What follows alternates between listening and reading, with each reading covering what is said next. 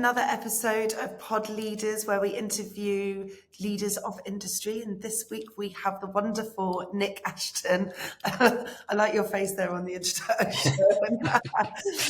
You are Nick, don't worry, who joins us from ProTech Group. And I am very excited to run through a bit of Nick's history with you all because it is a pretty unique journey. And we're going to run through a little bit around alliances as well. So welcome. Thank you for joining us.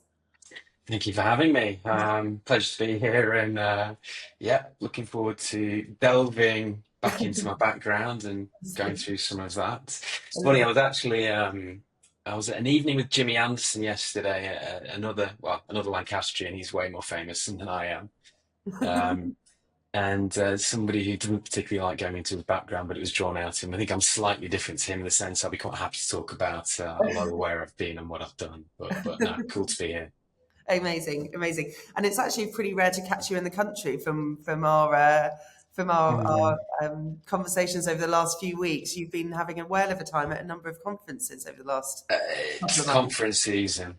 Conference season, and I think for us at Protect, as we start to make our mark in the airline vertical, getting our message out there, being present, talking to people, presenting ourselves is critical. Yeah.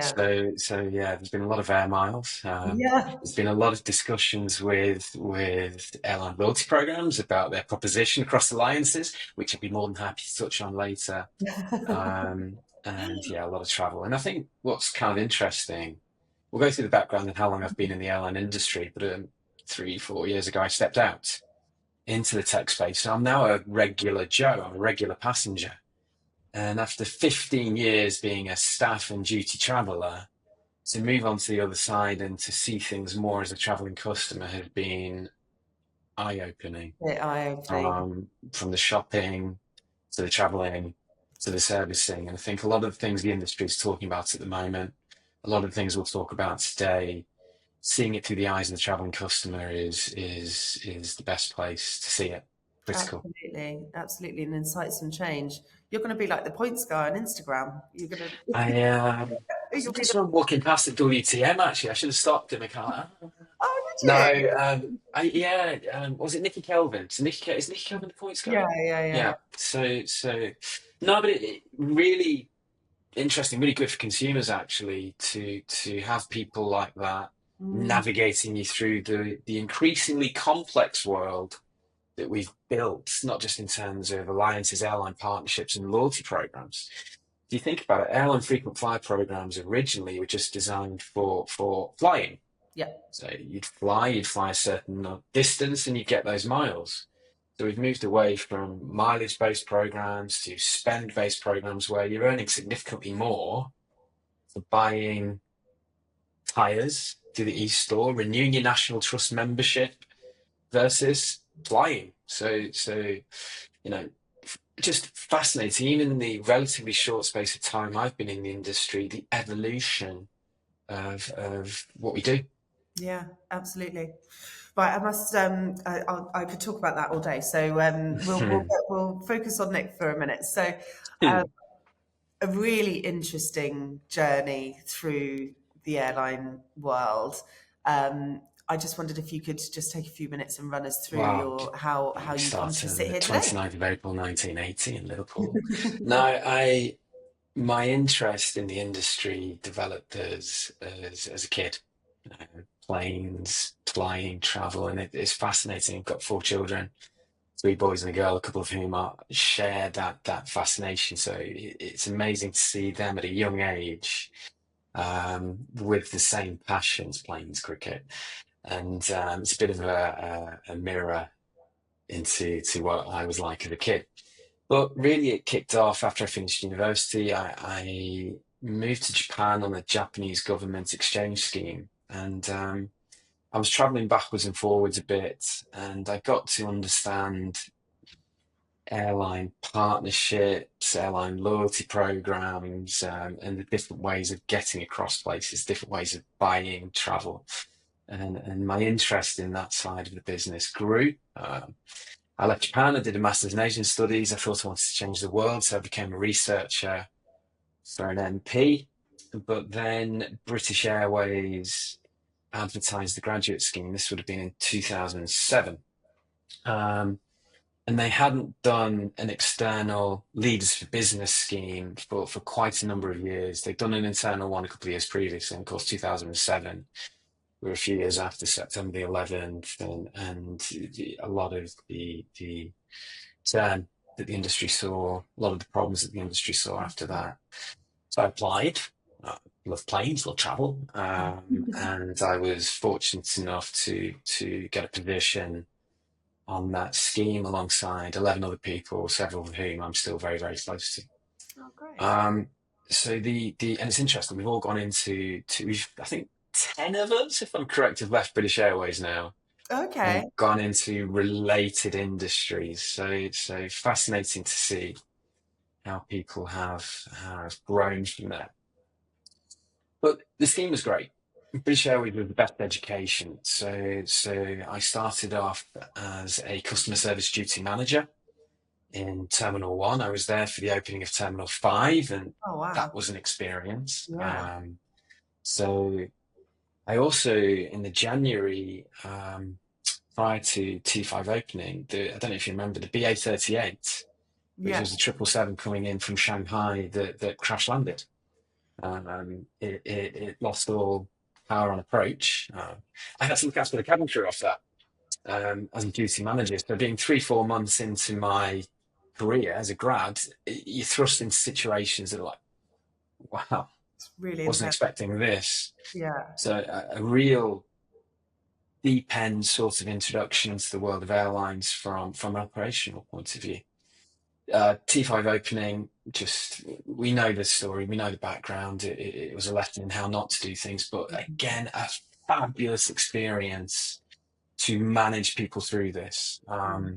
So we were at the coal face, we were at the front end, if you like, and we developed some invaluable experience around how airlines serve their customers, certainly in the airport environment.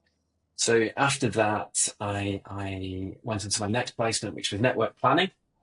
And I remember sitting with Colm Lacey, who's now British Airways Chief Commercial Officer, and Colm asked me, right, network planning, how much do you know about it? I'm like, well, you just choose where the aircraft goes. He said to me, how much experience do you have using Excel and various different things like that? I was like, I can add numbers. I Yeah. just thought, oh God, what have we got ourselves here? So I went in, I did short haul network planning with a chap called Alan Adler.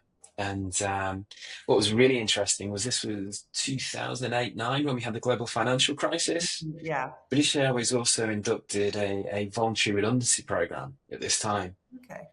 And most of the network planning team left. They took the voluntary redundancy. So British Airways short haul network planning for a period of time was Alan Adler and me trying to work out how to use Excel.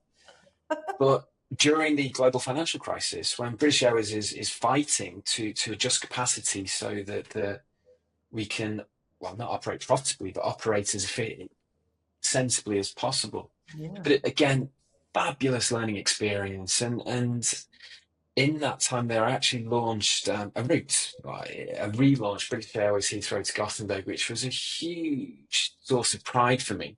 To go from having limited experience in terms of the tools and equipment needed to deliver to actually delivering.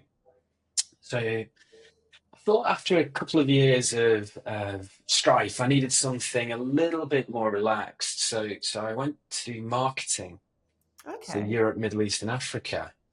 That was great under a guy called Paul Rogers. Fabulous, real learning about data, insights, Mhm. how different markets work, how people shop for travel, buy travel in different regions. What does Japan look like? What does India look like? How does it compare to the UK? What are we trying to do in terms of direct versus indirect? Um, but this was at the time when British Airways cabin crew were going on strike because Willie Walsh was introducing mixed fleet, so making significant changes to how BA run the operation. Mm. So he went out to the business and said, "Does anyone want to fly?" So, okay. So I trained up as crew alongside lots of other office staff at BA and ended up flying. That's Um, so cool. no, it was amazing. Well, the best story is my first trip. So my first roster, I was just rostered standby. So I was staying in one of the hotels on Bath Road. It was like, I didn't Yep. sign up for this. No, I well. got this. I got the same roster the next week, and a day or two into it, I was like, I can't do this. So I went to the crew report centre and said, "Listen, I need a trip. I've trained. I want to fly. That's what I want to do." So they went to and had a look and said, "Oh, we've got a trip for you." I was like, "Cool." Got to Kuwait. It's like, well, okay. Oh, okay. But a few minutes later, they came back and said, "Actually, no, no, no, no. We've got a Singapore, Sydney." I was like, "Right, okay." So eventually it just became Singapore, but I remember doing the briefing, getting on the aircraft, the CSD, fabulous. I was working in first class. So my very first trip, or my very first working sector, I was working in first class, and we had the chairman of P&O in seat 1A. So a few minutes into the flight, well, a few hours into the flight, sorry, he stops and he says, "You're not a regular, are you? How did you work that one out?" Um, I mean, they're having a great chat about different things, the situation British Airways was in, and P&O, obviously, they've got considerations themselves. So get great education. As I said, I flew about 30 sectors, and it was amazing because you got to see the airline from back to front. So whether it's the planning, the schedules, whether it's the airport environment, and then going into the flying environment, it was the best education I could possibly have hoped Yeah, for. absolutely. So I did that, and then coming off the scheme, the one area of airlines that has always fascinated me more than anything else is partnerships, is alliances. So that Japanese background is particularly important. At university, I also did an exchange. I did Erasmus. I went to Sweden, and I'm deeply motivated by the idea of bringing people together, learning from each other, creating connections, uh, learning. And for me, alliances was the perfect place to do that. I'm very passionate about it, very parochial about it. The idea that we can create these connections. Air travel in general has done this. We can bring people together from one side of the world to the other, whether it's business, family, sports, you name it. But aircraft can only fly so far. They've only got so many traffic routes. So the idea of working together to extend, to develop these effective working relationships was always a key driver for me. So I was lucky enough to get a position in the alliances team, working on our partnerships, interlines code shares, and looking after a couple of franchises, Southern Air of Scandinavia and Comair down in South Africa. But after 18 months or so, I'd met my wife at the time, and we were living apart. We decided we wanted to live together. She was in Cambridge, I was in Reading, and rather than That's quite focus far. on London, we ended up moving to Qatar. Oh, So I was I was offered a position by Qatar Airways in their strategy team, uh, looking at partnerships and their strategic thinking around network. How do we work with different airlines? How do we extend our network? So did that for about 18 months, and it was a good experience, but it was very different to British Airways. Like I said, British Airways was a great schooling. Qatar was growing. Qatar was trying to find its feet, obviously, with this huge play set that they had growing across the world, and really looking to make their mark as they have done yeah. across the industry. Um, then a position at Virgin Australia came up, looking after their alliance relationships in Europe, Middle East, and Africa. Now, Aussie's always been a dream. I've already mentioned I'm a massive cricket fan. I also grew up watching Neighbours. So the idea of moving down to Australia and being a little bit closer to Erinsborough was appealing. Had you But ever been? before? Yeah. Yeah. I'd been when I was in Japan. I'd been out to Australia, spent a lot of time in New Zealand. I was a snowboarder, so I was always Okay. darting around and taking advantage of some of those opportunities. Mm. But a couple of things. Australia, just a place I wanted to live, and Virgin Australia, what a cool brand. Yeah. And a challenger airline looking to do things, looking to take the fight to Qantas, Yeah. uh, and really punching them hard on the nose. So I didn't think I'd be able to. I didn't think I was going to get a position. I'm a Brit. I don't have residency in Australia. I didn't have the right to work, for example, at the time. But fortunately, they saw enough in me to bring me down. And I'll never forget actually going for the interview. So I sort of sneaked out of Qatar. I think I went back to London and then flew down. And I remember getting into Virgin's office in Circular Quay, being interviewed by a chap called Phil Squires. And his office overlooked the Opera House in Sydney Harbour Bridge. Wow. So I think the interview started with me saying, just tell me what I need to say to get this job because I need this view. It's amazing. So, um, unbelievable. Yeah. I looked after the relationship with Etihad. So Okay. Etihad had an equity stake in Virgin Australia. Virgin Australia also had, equity stakes, Singapore Airlines, Delta. So they had this model where they're having to work with different carriers who are looking to exert a bit of influence across their different markets. Uh, but it was a huge education for me because Virgin was migrating from being a low cost carrier. Folks will remember Virgin Blue. You also had V Australia operating long haul. Virgin Blue was hosted in Navitaire. V Australia was hosted in Amadeus. Just before I joined, they migrated to Sabre. And in fact, one of the questions when I was interviewed was, how familiar are you with ResSys and PSS migrations? Like, what?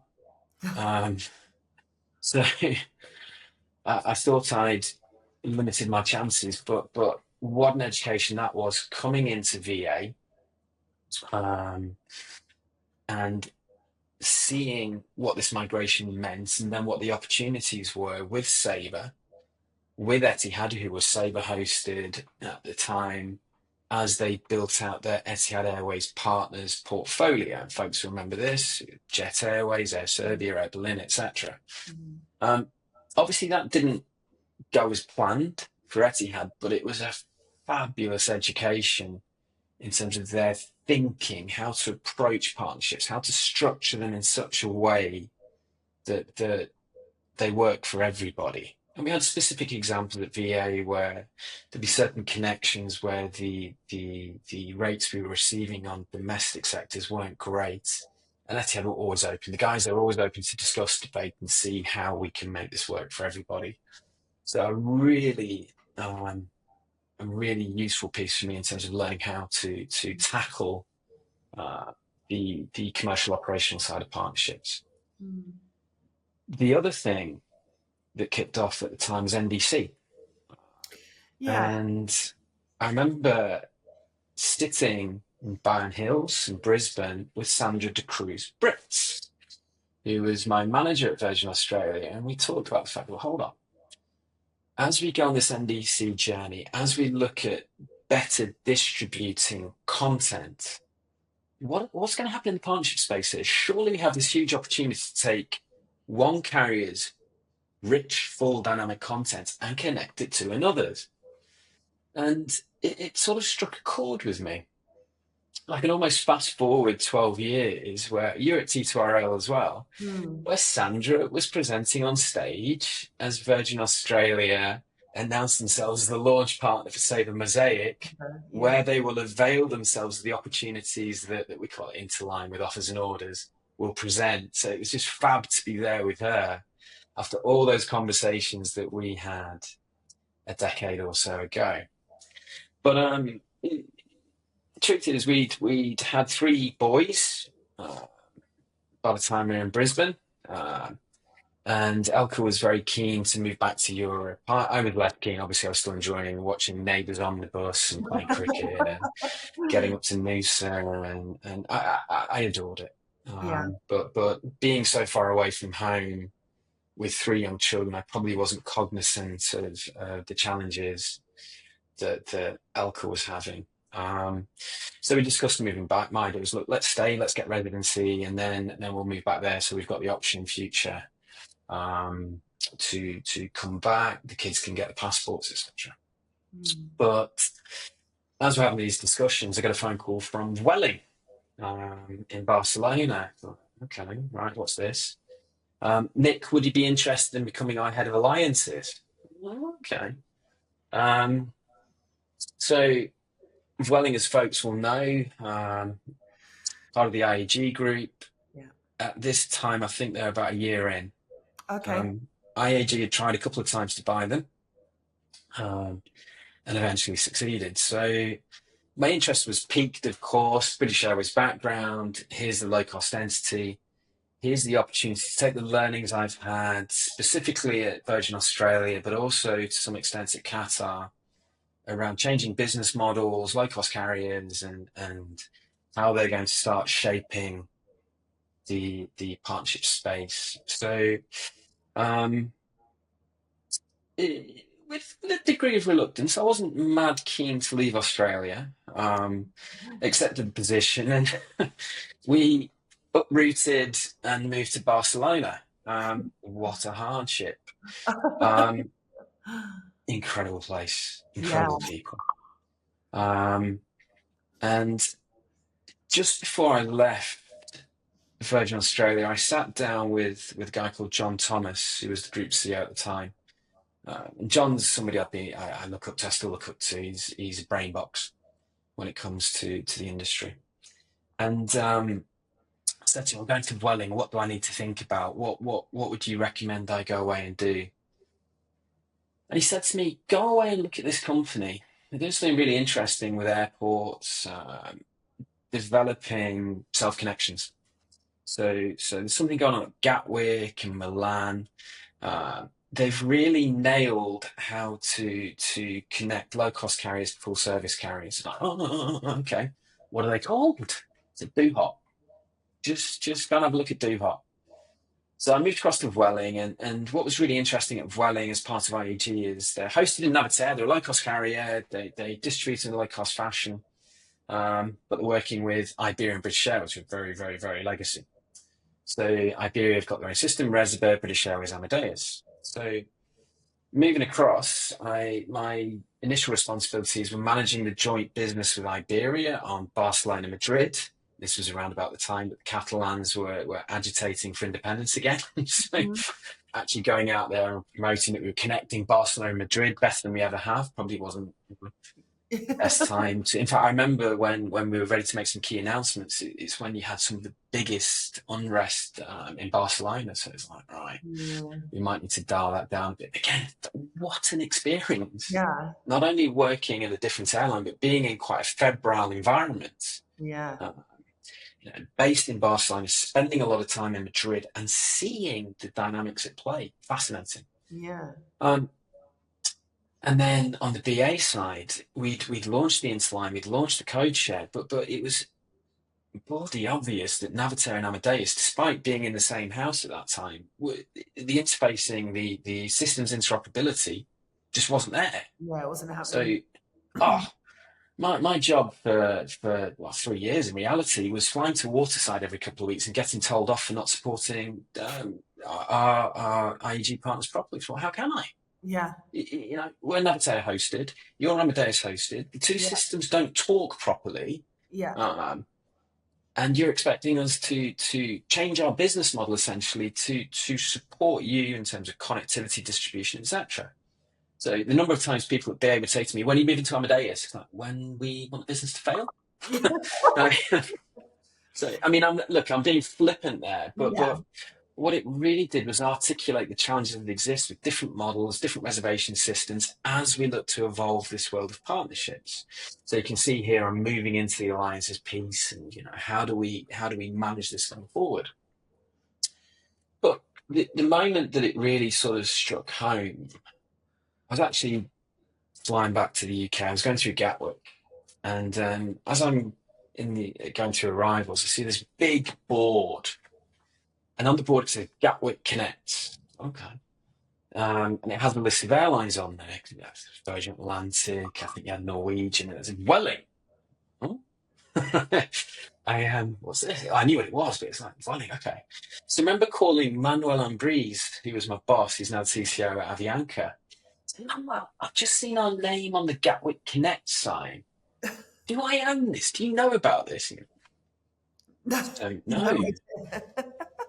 So I went back into the office on the Monday, and I was actually with him a couple of days ago at WTM. Ivan Ordas, who was the head of distribution. And Ivan, what? Why are we on this board?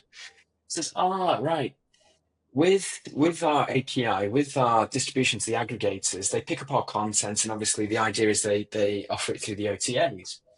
But this had been picked up by Travel Fusion. Dohop had taken it, and they were creating connections, these self connections over Gatwick. It's like, right, okay, this is how it works. So it's not actually a direct relationship between the alliances team and Dohop. It's part of the distribution function. And this really set me off on a journey around how we can take that API content that Evan and the distribution team have been working hard at to get out into the OTA environment and use that to make connections with not just airlines, but other travel providers, trains, for example, so we could extend our network, so we could offer better connectivity. So I actually went across the market looking at the different providers who were moving on this. So that included the likes of Kiwi, Air Black Box, TripStack, but by far and away the most elegant solution, the one that really grabbed my attention, was Dohop. Mm. Now, I remember getting an email one day from a guy called Jan Naver, who was doing his master's thesis at Cranfield. And he was looking at virtual interline. And he sent me this, he sent me his thesis, asked me to read it and just give him a bit of feedback.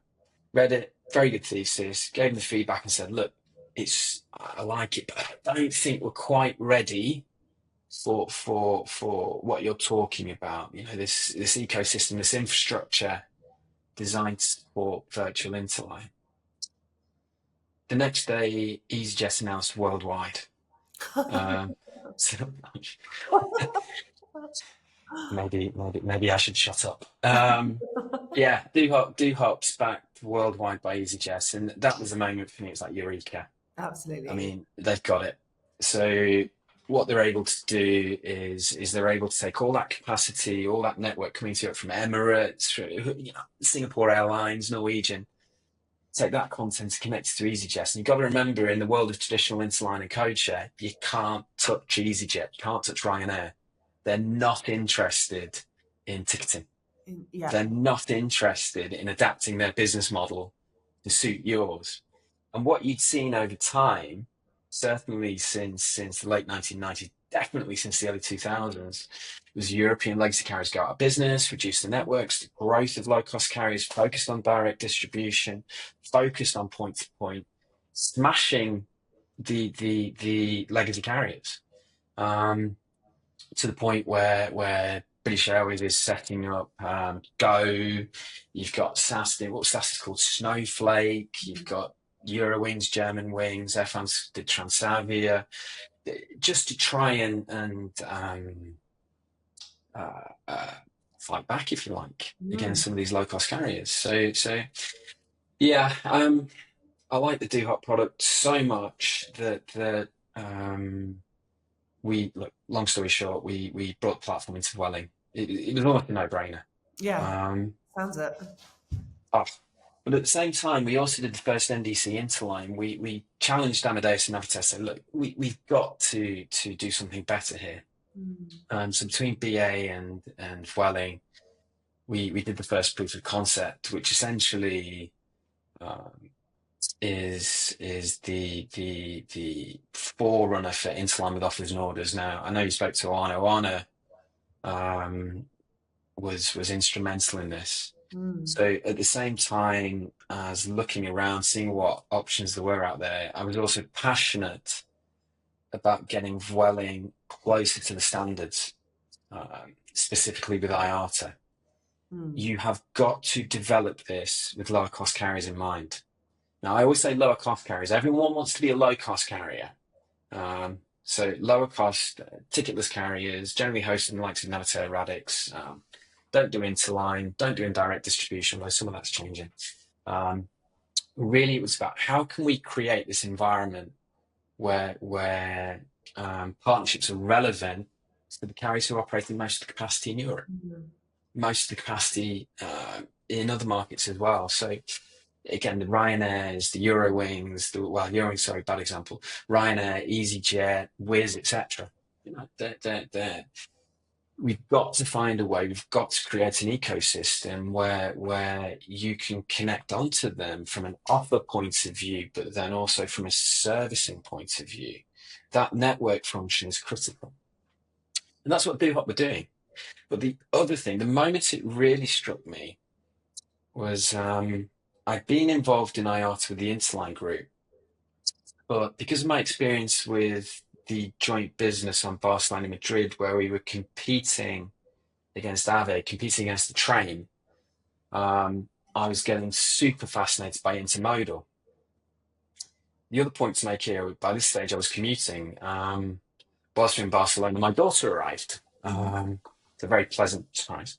Three boys. The three boys, and then the master and commander Yeah, absolutely. You're just right. launched her way onto the sea and hasn't looked back. I I was commuting, so every week I'd be going from Newbury to Reading Oh, on wow. the train, Oh, yeah. Reading to Heathrow on the bus, and then flying from Heathrow to Barcelona and doing the same in reverse. Now, to book this journey, I'd need to make three separate transactions: one on the train, one on the bus, and one on the plane. Three separate bookings, 2 points of failure, and if the train gets cancelled or the bus isn't going and I miss my flight, who's liable? Mm-hmm. Who does liability fall on? Yeah, Me. absolutely. That's nonsense. No, and this is at a time we're focused on sustainability, we're focused on giving customers choice, but in reality, we're not even delivering it. We're not giving customers choice. We're not giving them the choices they want to make. I'm an airline guy who wants to travel this way, but you can't put it in front of me. What's Yeah. going on?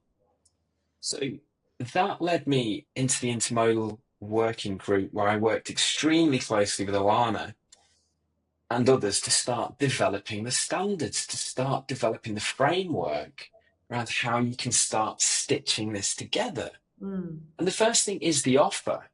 How do you present this in the same place? How do you get alignment there? We then come on to things like the servicing, and 5, 6, 7 years later, we're still not really anywhere close to where we need to be from an airline point of view.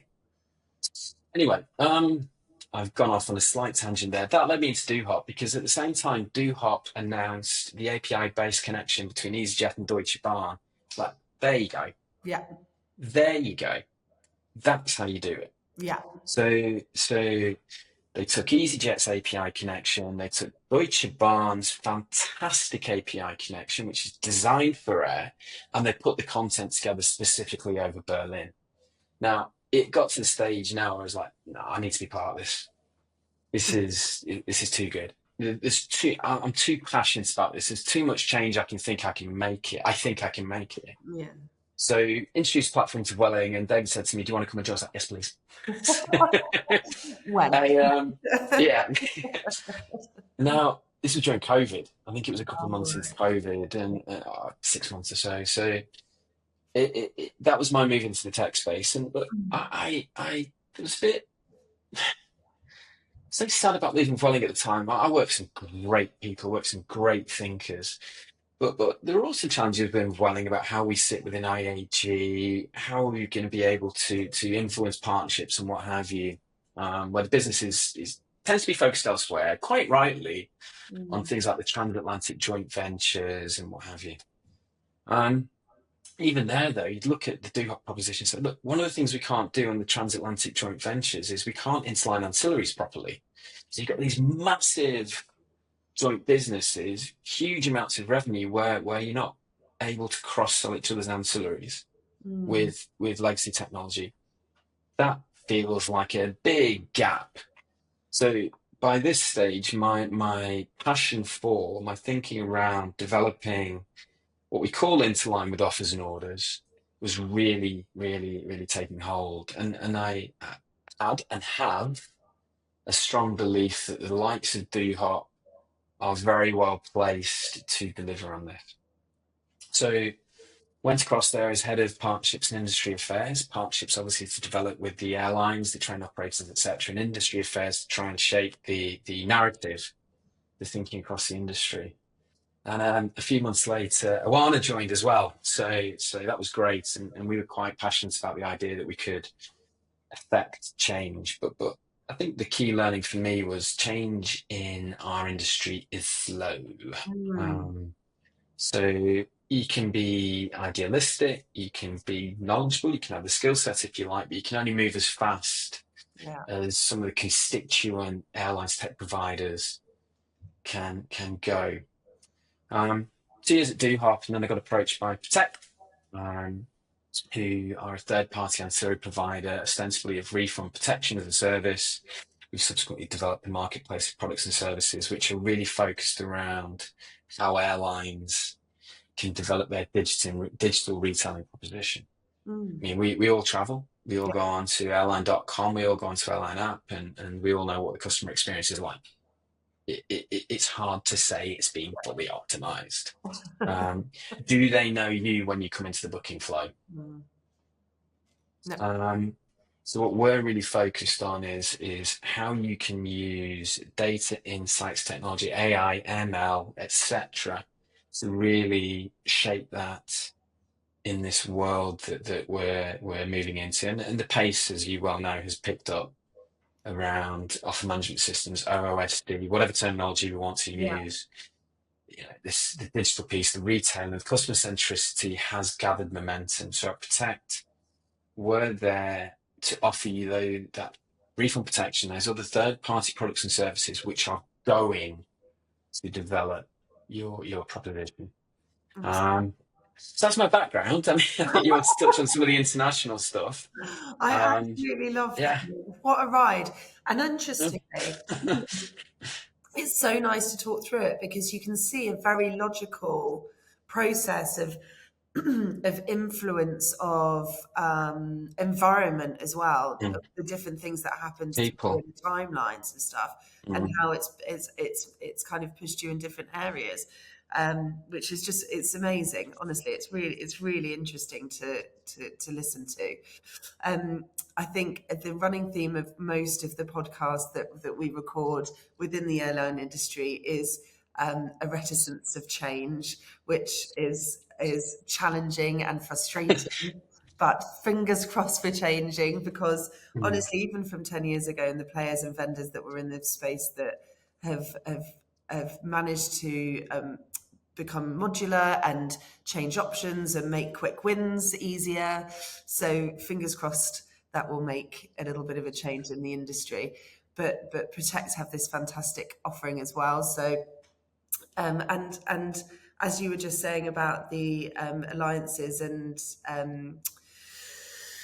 not being able to do that so well globally for the add-ons to Yeah. The sale. interline ancillaries, yeah. Mm. Yeah, ancillaries. Sorry, I was reaching for the word ancillaries.